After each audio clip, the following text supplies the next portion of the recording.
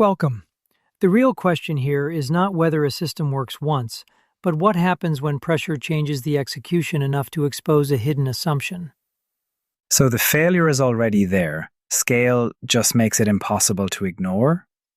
Exactly. Our job is to explain the failure, measure it, repair it, and defend the trade-off with evidence. Now that we have the premise, the lecture follows a loop.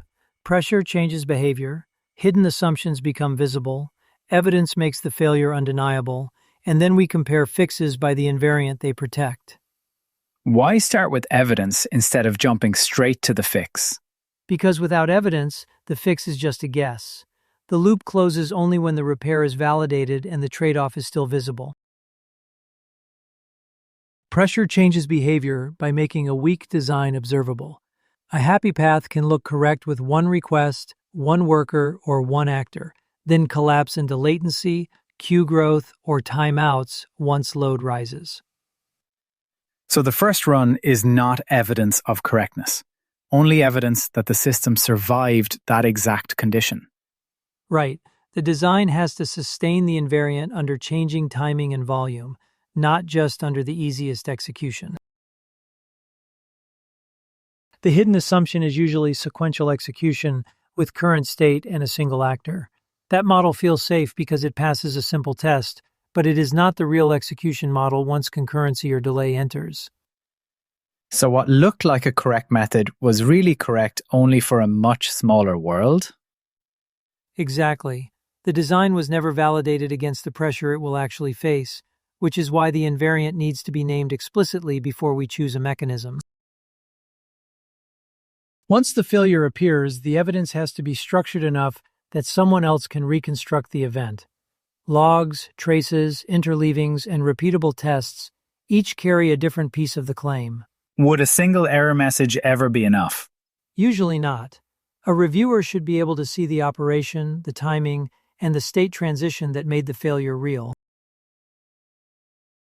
The recurring failures are predictable: duplicate work, stale state, blocked progress, and misleading evidence. Scale exposes them because the baseline design was relying on conditions that no longer hold. Why does the system still look fine in a happy path demo if these failures are already baked in? Because the demo avoids the timing, ordering, or pressure that would reveal the mismatch between the assumption and the execution model. Now, the design response has to follow the invariant, not the other way around. A guard, back pressure, retry safe behavior, or stronger observability each protects a different failure boundary. Isn't adding a lock or a retry enough? Not unless it protects the right property.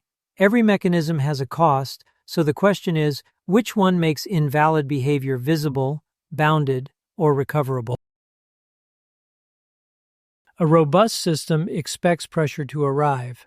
When load rises and saturation begins, the control mechanism should engage so the damage stays bounded and recovery can be observed. So recovery is part of the design, not an afterthought? Exactly. The system does not have to avoid all failure. It has to remain understandable while it fails and recovers. This is where the trade-off becomes explicit. A simple baseline is easy to explain, but hides pressure assumptions. Guarded transitions protect the invariant but require careful state modeling. Explicit coordination makes dependencies visible, but can bottleneck. Which one should we choose first? Choose the one that matches the property you need to defend. If review depends on proof, observability matters. If correctness depends on ordering, coordination or guards matter more. The integrity packet is where the argument becomes defensible. Start with the assumption, then show the evidence, then explain validation, and finally state the residual risk. What evidence would actually convince a reviewer? Structured logs, repeatable test output, traces, and a before and after comparison that shows the correction without hiding the remaining trade-off. For A4, you need to carry this reasoning into your own project domain. Identify the object or workflow, force a pressure scenario, and capture before and after evidence. So the packet needs the failure, the fix, and the proof that the fix changed behavior. Yes, and it also needs the remaining risk explained in your own terms. That is what turns an implementation into a defended design. The takeaway is that a system is not mature until it can be explained, stressed, repaired, and validated. The happy path is not the finish line. The invariant under pressure is. And if the invariant fails, the answer is not just fix it, but prove the repair and its trade-off. Exactly. That is professional engineering judgment.